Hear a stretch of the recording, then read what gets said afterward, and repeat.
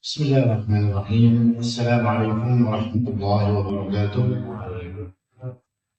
الحمد لله نحمده ونستعينه ونستغفره ونعوذ بالله من شرور أنفسنا ومن سيئات أعمالنا. من يهده الله فلا مضل له ومن يضلل فلا هادي له، وأشهد أن لا إله إلا الله وحده لا شريك له، وأشهد أن محمدا عبده ورسوله. اللهم صل وسلم وبارك على نبينا محمد وعلى آله وصحبه وسلم تسليما مزيدا. وبعد، إخواني وأحباب الدين عزكم Bapak Ibu sekalian yang dimuliakan oleh Allah Subhanahu wa taala. Alhamdulillah, kembali kita bersyukur kepada Allah Subhanahu wa taala atas nikmatnya, atas karunia-Nya, sehingga kembali kita bisa berada di tempat yang mulia ini.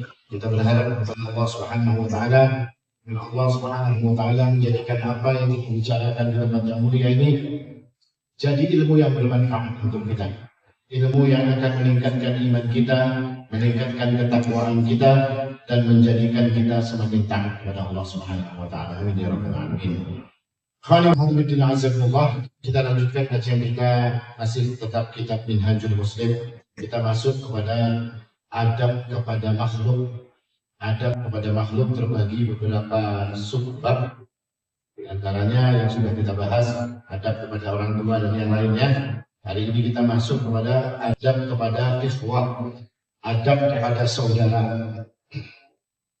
Syekh Abu Bakar Al-Jazairi menyebutkan bahwasanya seorang muslim itu melihat bahwasanya adab mereka kepada saudara itu seperti adab mereka juga kepada bapak mereka, kepada ibu mereka, kepada yang lainnya.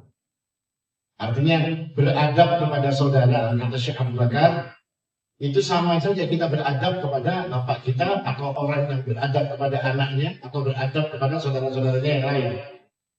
Dan ini kata beliau sebagaimana disebutkan, kalau saudara itu besar, kakak, maka ketika dia beradab kepada adiknya, itu seperti dia beradab, seperti orang tua beradab kepada anaknya. Sebaliknya, seorang adik kepada kakaknya, maka dia beradabnya seperti seorang anak kepada bapaknya.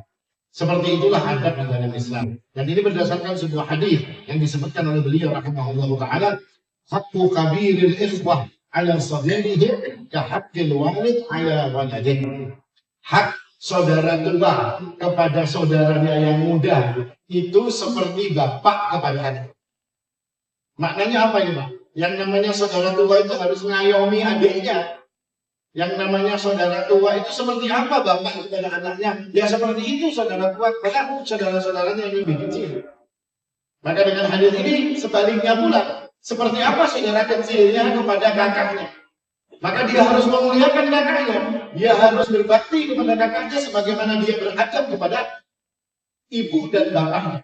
Ini yang diatur oleh Islam. Makanya yang namanya saudara tua, saudara besar, ini harus lebih memperhatikan kepada saudara-saudara mereka yang lebih kecil. Tapi hari ini yang namanya persaudaraan itu sudah tidaklah seperti yang diajarkan dalam Islam. Yang namanya bapak lawan anak itu kalau selibut-libutnya itu tidak ada putus, jujur. Ibaratnya pian Syarif lawan abah, misalnya gara-gara karena baru duit, misalnya kita ya kan. Apakah jadi Syarif kita itu berikit di hati? Terus kita sampai mati jadi Syarif ada.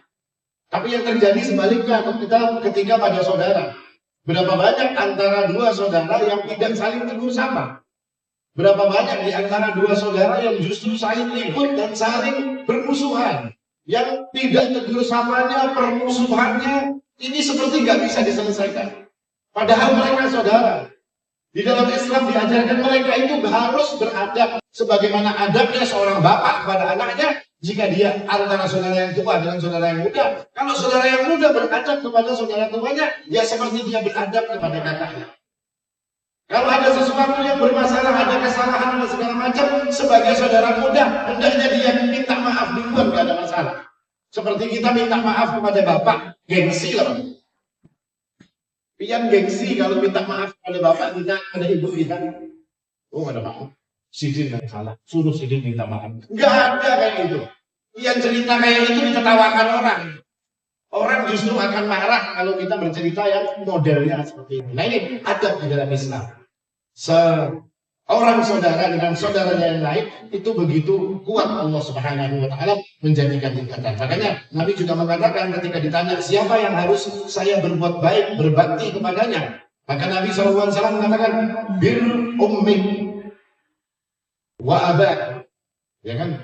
Bar ummik wa abak wa ikhwat, kata Nabi, wa ukhtan wa akhaka thumma abnaka thumma abnak. Berbaktilah engkau kepada ibumu, kepada bapakmu, kepada saudara perempuanmu. Nabi dulukan saudara perempuan. Kenapa didulukan saudara perempuan? Karena yang namanya saudara perempuan itu dia akan menjadi tanggung jawab suaminya kalau dia punya suami. Saudara perempuan itu akan jadi tanggung jawab bapak kita kalau kita masih punya bapak. Tapi ketika saudara perempuan itu sudah tidak punya suami, dia tidak punya bapak, maka siapa yang tanggung jawab? Saudara laki-lakinya. Nggak boleh jadi saudara perempuannya nggak diurus, nggak boleh saudara perempuannya dibiarkan, nggak ada perhatian, nggak ada untuk mengurusi mereka, tidak boleh, haram hukumnya. Karena sesungguhnya itu dijadikan oleh Allah Subhanahu wa taala. Kenapa kita ini dikasih warisan 2 kali lipat? Salah satu sebabnya yaitu kalau ada sesuatu dengan saudara perempuan kita, maka kita yang tanggung jawab. Kalau mereka kekurangan, kita yang wajib kalau ada menjadi orang yang berlebihan untuk memberikan kecukupan kepada mereka. Nah, ini kewajiban. Nah, yang seperti ini di dalam masyarakat Islam hari ini, yang seperti ini sudah luntur. Masih banyak kaum muslimin yang nggak peduli dengan saudaranya. Terkadang kita melihat saudara laki-lakinya kaya raya, tapi kita lihat saudara perempuannya miskin, sangat kekurangan. Loh, ini saudara laki-lakinya kemana ini? Kok nggak sampai memberikan kecukupan kepada saudara perempuannya, padahal itu tanggung jawab dia. Makanya Allah ngasih warisan 2 kali. Allah Subhanahu wa taala memberikan perwalian kepada saudaranya ketika bapak dan yang lainnya nggak ada, saudaranya. Kalau abahnya nggak ada, adik biniannya menikah, walinya siapa? Walinya saudara laki-lakinya. Saudara laki-lakinya akan menjadi wali. Itu derajatnya seperti pengganti bapaknya. Nah, ini yang hari ini kemudian banyak berkurang dari kalangan kaum muslimin. Artinya semakin luntur akan muncul orang itu nafsiyah egois. Orang memikirkan dirinya masing-masing. Padahal dalam Islam yang namanya persaudaraan itu adalah sesuatu yang sangat dihargai dan dijaga. Itu dalam Islam. Dan persaudaraan itu ada 2. Ada persaudaraan karena nasab. Kita, abah, ibu, kakak, adik, terus acil, ya kan, teman. Itu saudara disebabkan karena ikatan nasab, ikatan kekeluargaan. Yang kedua, ada persaudaraan karena iman. Yang hebat yang mana? Antara nasab dengan iman ini yang hebat yang mana? Hah? Yang mana? Yang karena iman. Kenapa iman? Karena iman itu yang mempersaudarakan Allah Subhanahu wa taala. Allah mengatakan lau anfaqta ma fil ardi jami'an ma allafta baina qulubihim walakin Allah allafa bainahum. Kalau engkau mengeluarkan biaya seluruh bumi ini untuk mempersaudarakan, meningkatkan hati yang satu dengan yang lain, Allah Subhanahu wa taala ma allafta baina qulubihim. Kalian gak akan bisa mengingatkan hati mereka. Pian dengan mulut gak akan terikat hatinya kalau kada beriman. Ya kan? Hati kita jadi terikat karena apa? Karena iman. Siapa yang mengikatkan? Allah Subhanahu wa taala. Makanya Allah katakan, "Walakinna Allah allafa bainahum." Allah yang mengikatkan hati-hati mereka. Hati pian dan hati ukun serta hati-hati saudara-saudara kita yang lain, itu Allah Subhanahu wa taala yang mengikatkan. Makanya persaudaraan di atas iman ini luar biasa. Kita bisa melihat contoh dalam sejarah ketika Rasulullah SAW bersama para sahabatnya hijrah ke Madinah. Apa yang kemudian terjadi? Orang Madinah itu menyambut orang-orang Mekah ini seperti saudara-saudara mereka yang lebih daripada saudara mereka yang dari nasab. Allah mengatakan tentang mereka ini bahwasanya walladzina tabawwa'u ad-dara wal iman min qablihim, dan orang-orang yang menempati Madinah ini tadi yang sudah beriman sebelumnya, yuhibbuna man hajara ilaihim wa la yajiduna fi sudurihim hajatan mimma utu. Mereka ini benar-benar mencintai saudaranya yang seiman ini tadi, ya kan, benar-benar, dan tidak punya hajat dengan urusan pemberian-pemberian. Gak pernah iri-irian mereka dengan saudaranya. Lalu Allah juga mengatakan, walau wa yu'thiruna 'ala anfusihim walau kana bihim khasasah. Mereka itu lebih mengutamakan saudaranya meskipun mereka sendiri dalam keadaan sulit. Kenapa sampai seperti itu? Karena iman ini, Pak. Seperti kita melihat persaudaraan antara orang-orang Muhajirin dan Ansar yang dipersaudarakan oleh Nabi SAW. Ini persaudaraan yang sangat kuat. Bahkan cerita yang ma'ruf ketika Abdurrahman bin Auf dipersaudarakan oleh Nabi SAW dengan Sa'ad bin Rabi' al-Ansari. Lalu kemudian Sa'ad bin Rabi' mengatakan, wahai saudaraku, saya punya harta, kita bagi-bagi. Kamu separuh harta saya separuh. Saya punya istri, mana yang kamu suka dari istri saya? Saya akan cerai istri saya, tunggu masa iddahnya, lalu kawin. Itulah Pak, persaudaraan kayak ada Pak. Biar beding sanak senasab, ada mungkin mau berbagi harta, gitu Pak. Ding, harta abang ini nih berbagi kita. Ada nih. Ada Ustaz, lepas goreng mimpi. Karena bujuran nggak ada.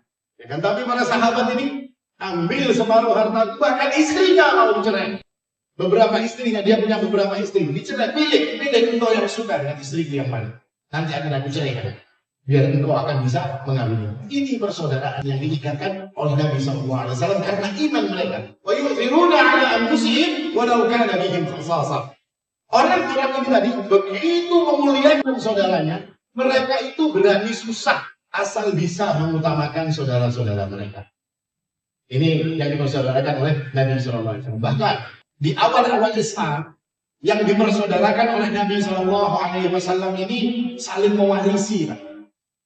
Di awal Islam. Kenapa saling mewarisi? Karena sahabat-sahabat Muhajirin pada saat itu datang ke kota Madinah dalam tidak membawa apa-apa, miskin sekali mereka. Nabi menjadikan saling mewarisi. Jadi kalau saudara yang diangkat oleh Nabi SAW dipersaudarakan, maka kalau saudaranya mati, dia akan dapat waris. Tapi nanti setelah Islam mulai pesat maju dan segala hukum ini dicabut oleh Allah Subhanahu wa Ta'ala. Kita juga melihat persaudaraan antara Hudzaifah ibnul Yaman yang dipersaudarakan dengan Abu Darda radhiyallahu anhu. Ini juga mempunyai persaudaraan yang sangat kuat. Semuanya didasari dengan iman. Dengan sebab iman tadi, persaudaraan itu lebih bahkan daripada persaudaraan yang karena nasab. Karena ketika persaudaraan senasab, nasabnya sama, bersaudara taruh dari satu perut ibu, tapi berhubung tidak ada iman, maka itu tidak ada artinya. Apakah ada kejadian? Ya, ada kejadian. Abu Ubaidah Amir ibnu Jarrah, ini orang yang membunuh bapaknya dalam mimpi. Amir ibnu Jarrah, Abu Ubaidah, kita kenal dengan nama Abu Ubaidah. Nama beliau itu Amir ibnu Jarrah radhiyallahu anhu. Dia ketemu dengan bapaknya Abdullah ibnu Jarrah di medan perang Badar. Karena ini bapaknya, Abu Ubaidah ini merasa gak enak ini kalau ngomong abah seorang dibunuh, kan aneh ya Pak. Tapi karena tuntutan iman, karena bapaknya berada di pihak kafir, bapaknya berada di pihak musuh Islam, musuh Nabi SAW, maka Abdullah ibnu Jarrah itu mati di tangan anak, di tangan Abu Ubaidah Amir ibnu Jarrah. Karena apa Pak? Karena gak ada persaudaraan iman. Maka persaudaraan karena iman ini memang benar-benar tempatnya sangat mulia, tempatnya sangat tinggi di sisi Allah Subhanahu wa Ta'ala. Maka kalau bersaudara karena nasab, balik lagi ke kita Pak. Saudara karena nasab, saudara karena iman. Insya Allah, Saudara kita, abang kita, kakak kita, adik kita, sama-sama beriman. Maka double punya persaudaraan iman, punya persaudaraan. Tentu hak mereka lebih besar. Utamaan persaudaraan itu menjadi lebih besar karena ada dua ikatan yang diberikan oleh Allah Subhanahu wa taala. Ikatan iman dan ikatan karena nasab. Maka itu hak mereka. Adab-adab yang harus dilakukan kepada mereka. Di antaranya secara singkat, saling sayang, saling peduli, saling memperhatikan, saling mencukupi. Ibaratnya ada yang satu lebih, yang satu kurang. Makanya Nabi SAW mengatakan, la yu'minu ahadukum hatta yuhibba li akhihi ma yuhibbu li nafsihi. Tidaklah beriman, tidak sempurna iman seseorang sampai dia mencintai saudaranya seperti dia mencintai dirinya. Dia mencintai untuk saudaranya apa-apa yang dia cinta. Dia suka dengan makanan enak. Dia lihat saudaranya makanannya tidak enak, kasih dia.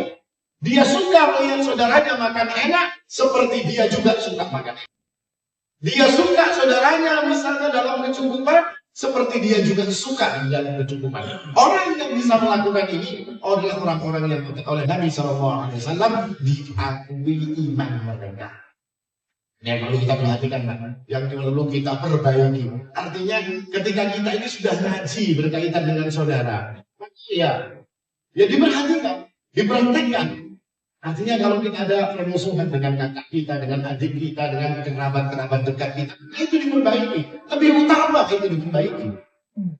Nah kita ini kadang-kadang cinta dengan saudara.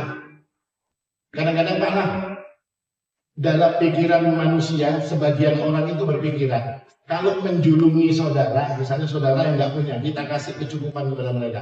Sepertinya itu kayak kurang afdal.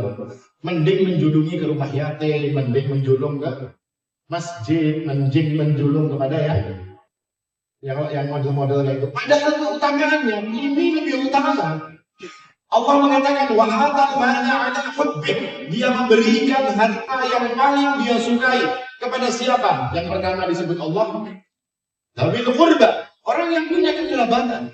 Siapa yang paling dekat kekerabatannya dengan kita? Bapak kita, ibu kita, adik kita, saudara-saudara kita. Itu yang paling dekat. Memberikan kepada misalnya rumah yatim dibandingkan dengan memberikan kepada adik kita, jauh lebih besar keutamaan yang diberikan kepada adik kita. Kenapa? Karena ada dua perkara yang kita sambungkan. Yang pertama karena dia saudara kita, dan yang kedua karena dia adalah saudara kita senasab. Silaturahimnya lebih kuat di sini. Bukan berarti terus kan usah nyumbang masjid, ya tetap lah rumah yatim, masjid, semuanya yang pembangunan dan segala macamnya tetap kita berikan. Ini yang harus diketahui, karena kenapa banyak di antara kita yang kalau ngasih kepada keluarga dekat ini agak males-malesan. Salah satu kesalahannya juga ditimpakan kepada saudara kita atau keluarga kita yang diberi. Kadang-kadang keluarga ini kalau sudah diberi, dikitnya menjulungi. Ya kan? Harusnya orang yang seperti itu mikir, loh ini keluarga. Dia menghargai persaudaraannya dengan saya. Jangan ngomong, dikitnya, cakap, tambahin menjulungi. Karena ini wani kan, ini sanatnya. Karena ini keluarganya, keponakannya, karena pamannya. Padahal harusnya dia itu menjadikan ketika saudaranya, keluarganya, kerabatnya memberikan kepada dirinya, yang muncul dalam hatinya itu harus pikiran, oh ternyata kerabat saya, bapak saya, atau kakak saya, adik saya, paman saya, bibi saya ternyata mengutamakan. Ingat lawan saya. Nah, harusnya itu. Kadang-kadang kurang ajar juga Pak. Julungi Pak. Dikitnya ada apa tambahin? Tambahin semua namanya. Dibanding tambahin kurang. Ini salah satu adabnya, karena kurang adab mereka itu sebetulnya. Padahal kalau secara keutamaan mereka bintang, jadi dibagi. Yang kedua kata para ulama adalah saling menasehati dengan baik sesama ikhwan. Karena Nabi mengatakan ad-dinu nasihat, agama itu nasihat. Salah satunya kata Nabi SAW adalah saling menasehati sesama kaum muslimin dalam persaudaraan kaum muslimin. Karena kaum muslimin itu gak ingin melihat saudaranya itu terjerumus ke dalam kesalahannya. Makanya diperintahkan oleh Allah Subhanahu wa taala dan Rasulnya sallallahu alaihi wasallam untuk saling menasehati, untuk saling menyelamatkan diri kita itu dari kemurkaan Allah. Makanya Allah mengatakan watawasau bis sabr. Tawasau, saling menasihati. Dalam masalah apa? Dalam masalah kebenaran. Watawasau bis sabr, dan saling menasihati lagi. Yang satu menasihati yang satu memberikan nasihat pada yang lainnya dalam urusan kesabaran. Ini yang diperintahkan oleh Allah Subhanahu wa Ta'ala. Berikutnya juga adab kepada mereka adalah menutupi aib mereka. Saudara sesama muslim itu terjaga, kehormatan mereka terjaga. Nggak boleh mereka itu kemudian aib-aib mereka itu dibongkar-bongkar. Aib-aib mereka terus diumumkan, aib-aib mereka diceritakan kemana-mana. Ini sesuatu yang dilarang oleh Nabi Shallallahu Alaihi Wasallam. Nggak boleh, harus ditutupi aib mereka itu. Bahkan mungkin saya pernah cerita, ada seorang bapak lalu datang kepada Amirul Mukminin Umar bin Khattab radhiyallahu anhu. Bapak ini mengatakan, wahai Amirul Mukminin, anak saya ini dilamar, anak perempuannya dilamar. Tapi kata si bapak tadi, anak saya ini punya aib. Dia pernah kena hukum. Maksudnya kena hukum di sini, perempuan ini pernah berzina. Waktu dia belum menikah, berzina lalu dihukum cambuk 100 kali. Tobat dia kemudian menjadi wanita salihah, menjadi wanita yang baik, menjadi wanita yang taat kepada Allah Subhanahu wa Ta'ala. Itu aibnya sudah lama. Lalu kemudian bapaknya ini bertanya, apakah perlu saya katakan kepada calon suaminya bahwasanya anak saya ini pernah terkena hukuman? Anak saya ini punya aib yang seperti itu. Apa kata Umar bin Khattab? Kalau sampai kamu ceritakan kepada calon menantumu tadi, kamu yang akan saya hukum. Kamu yang akan saya hukum. Kenapa wahai Amirul Mukminin? Kata Amirul Mukminin, apakah Allah akan membuka sesuatu yang telah ditutupi oleh Allah Subhanahu wa Ta'ala? Orang jadi tidak tahu aib kita, Pak. Siapa yang tidak punya aib? Ada di antara kita yang tidak punya aib? Semua kita punya aib. Semua kita punya. Antara kecil, besar, sedikit, dan banyak saja yang berbeda. Tapi semua di antara kita ini pasti punya aib. Kenapa aib kita tidak diketahui oleh orang lain? Kenapa? Karena Allah yang menutupi, bukan karena kalian hebat, tidak. Kata Allah Subhanahu, kata Nabi SAW, kalau Allah itu mau orang yang suka buka aib-aibnya orang lain, maka Allah akan tatabba auratal muslimin, tatabba Allahu aurata, orang yang mengungkit-ungkit, mencari-cari aibnya kaum muslimin, Allah akan cari-cari aibnya orang ini. Dan kalau Allah sudah mencari-cari aib seseorang, maka Allah akan bongkar aibnya, meskipun dia bersembunyi di dalam rumah itu. Sembunyi akan keluar aibnya, karena Allah Subhanahu wa Ta'ala yang membongkar. Aib kita tertutupi karena Allah yang menutupinya. Dan Allah memberikan ancaman, siapa yang suka buka aibnya saudaranya, Allah akan buka aibnya. Allah akan tunjukkan kepada semua manusia aibnya itu seperti apa. Ini adab kita kepada sesama saudara, saling menutupi aib yang ada pada diri kita. Juga tidak saling hasad. Yang namanya saudara itu tidak boleh saling hasad, iri, dengki, jangan. Karena banyak masih hari ini yang sesama saudara muslim masih perasaan-perasaan seperti ini itu masih muncul. Makanya kita melihat Bapak Ibu sekalian yang dimuliakan oleh Allah Subhanahu wa Ta'ala. Kenapa masyarakat Madinah itu begitu hebat? Kenapa orang-orang Madinah itu begitu istimewa? Begitu luar biasa mereka. Ya karena mereka nggak punya ini semua. Mereka nggak merasa cinta dengan saudaranya. Mereka nggak mau buka aib saudaranya. Mereka saling menasihati dengan saudaranya. Bahkan mereka ini juga saling mendoakan dengan saudara. Ini yang paling penting. Karena kata Nabi SAW, dakwatul muslim bidhahril ghaib, dakwatul muslim li akhihi bidhahril ghaibi mustajabah. Doa seseorang kepada saudaranya sesama muslim itu mustajab ketika dilakukan dengan cara tidak diketahui. Saya mendoakan Pian nggak tahu, mudah-mudahan sih itu saya. Mudah-mudahan Siti itu selalu diberikan rezeki yang luas selalu. Ini mustajabah doa kita ini. Makanya Abu Darda itu berkata, saya ini punya 300 teman yang selalu saya doakan ketika saya berdoa. Jadi beliau doakan dulu 300 temannya ini dan baru beliau minta. Misalnya Sidin minta sehat misalnya Abu Darda ini.